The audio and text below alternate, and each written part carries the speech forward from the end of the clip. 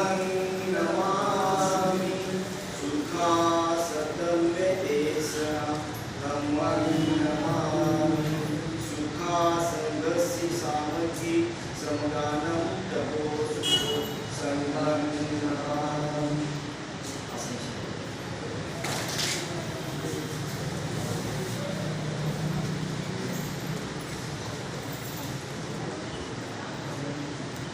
विशेष कृष्णबाई अण्णाप्पा मागे राणा मातापूर यांच्या माध्यमातून आपण सर्वजण उपस्थित आहात, तरी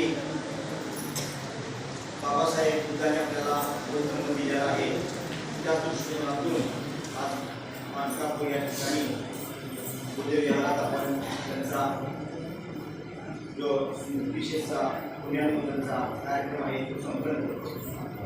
जसं की बुद्धाने सांगितलं अर्थदीपक भवन म्हणजे स्वतः स्वयं प्रकाश अर्थदीपक भवन म्हणजे हा पाली भाषेचा शब्द आहे। त्या अर्थदीपक भवनचा अर्थ आहे स्वतः स्वयं प्रकाश भवन। म्हणजे आपण स्वतःबद्दल काय आहे स्वतः परीक्षा करायची, स्वतःला मी काय आहे आणि कोण आहे। माणूस आहे तर माणसासारखं राहायला पाहिजे, माणसासारखं जीवन चालायला पाहिजे आणि त्या विचाराच्या माध्यमातून आपण जीवनशैली चालवायला हा त्याचा अर्थ आहे। आणि बुद्धांनी सांगितले माणसाचा जन्म आहे तिथं माणसाचा मृत्यू हा अटळ आहे। माणसाचा मृत्यू हा कोणत्याही प्रकारे होऊ शकतो, म्हणजे हार काढण्याने होऊ शकतो, कोणत्या माध्यमातून आजाराच्या दृष्टिकोनातून त्या माणसाचा मृत्यू होऊ शकतो। तरुण वयात वावरत असताना संसारिक जीवनात जीवन जगत असताना मग वय 40 वय असेल, 50 असेल, 70, 80 असेल, 100 वर्ष असेल, माणसाला मृत्यू हा शेवटी अटळ आहे हे बुद्धांनी सांगितलं।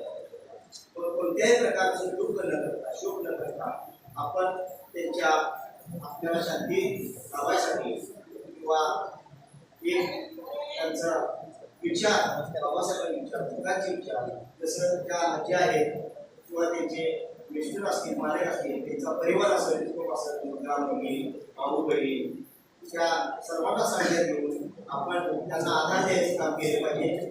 आणि तुम्ही जर दुष्ट करत बसला किंवा ते जर दुष्ट करत बसतील तर दुःख हे शेवटी करायला जात असते, त्याच्याने त्या दुःखावर मात करायला आपल्याला बुद्धांनी सांगितलं, बाबासाहेबांनी सांगितलं। तसं बाबासाहेबांचे पण विचार आहेत। बुद्धाचा जे प्रमुख बाबासाहेब आपल्याला दिला आहे 1956 नागपूर या ठिकाणी 5 लाख अनुयायांच्या लोकांच्या समुदायामध्ये त्याला धर्म दिलेला आहे। तो धर्म अति मोलाचा आहे, धर्माच्या वाटेवर आपण चालायला पाहिजे, तो धर्म आपण घेतला पाहिजे। त्याच दृष्टिकोनातून हा बौद्ध धर्मामध्ये विधी होतोय, चांगली गोष्ट आहे। विधी हा महत्वाचा आहे बौद्ध धर्मामध्ये। हिंदू धर्मात विधी कोणत्याही प्रकारचे झाले नसले पाहिजे, बौद्ध धर्मातच कोणत्याही प्रकारचे विधी नाव ठेवायचे किंवा कोणत्याही प्रकारचे विधी सगळे बौद्ध धर्मामध्ये आज मी बाबासाहेबांनी आपल्याला 1956 मध्ये दिला। तर त्या दृष्टीने आज मानकापूर या ठिकाणी बिहारमध्ये त्या आजीचा जो पुण्यानुमोदनचा कार्यक्रम संपन्न होतोय, तरी माझ्याकडून मी विधीकर्ता आयुष्मान सुंदर शांती गोदवडे तालुका पन्हाळा जिल्हा कोल्हापूर विजय मदाळे सरांनी माझा परिचय तुम्हाला करून दिलेलाच आहे।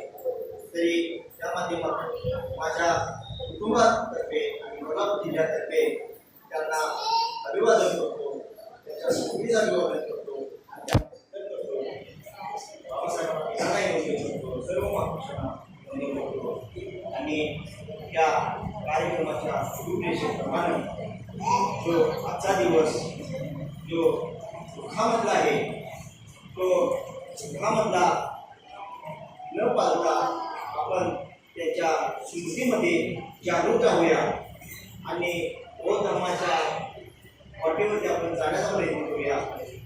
जसं माणसाचं जीवन आहे, माणसाचा जन्म हा होतो त्या कोणत्या तारखेला बाबा कोणीच तुम्हाला सांगू शकत नाही। तुमच्या आई वडील असू द्या, आजोबा असू दे, कोणी सांगू शकता बाबा अमुक अमुक तारखेला आणि अमुक अमुक दिवशी म्हणजे कोणता वार आहे, तर त्या दिवशी माणसाचा जन्म होईल असं कोणी सांगू शकत नाही। आणि माणसाचा मृत्यू कधी होईल हे सुद्धा कोणी सांगू शकत नाही। तुम्ही त्याचं एक स्टडी करा, ध्यान करा, मनन करा, चिंतन करा, कोणी सांगू शकत नाही। त्याप्रमाणे जो हिंदू धर्म व्यवस्थेच्या बाबासाहेबांनी हिंदू धर्म नाकारलेला आहे, धर्मांतर बाबासाहेबांनी जे केलेला आहे, त्याला बौद्ध धर्म दिलेला आहे. त्या बौद्ध धर्माच्या परस्पर बौद्ध धर्माच्या वाटेवर या बौद्ध धर्म जागृत ठेवायचं काम तुम्ही आम्ही सर्वांनी करूया. कारण हिंदू धर्मामध्ये काही नाही, लक्षात घ्या, देवदेवतेची पूजा करण्याचा अर्थ नाही आहे. ते फक्त ब्राह्मणाने एक मोठं प्रकारचे विचार आपल्याला काम दिलेला आहे आणि त्यामुळं कोणत्याही प्रकारची देवपूजा 33 कोटी देवाला न मानता बौद्ध धर्माच्या विचाराच्या माध्यमातून त्या विचाराच्या पावलावर तुम्ही सर्वांनी यायचा प्रयत्न करूया. त्या मानकापूर या नागसेन बुद्धविहारामध्ये मी त्या आरतीच्या माध्यमातून बोलून तुम्हाला मार्गदर्शन करतो आणि माझे मनोबल संपवतो. जय भीम, जय बुद्ध, जय भारत. जर कुणाला बोलायचं असेल म्हणजे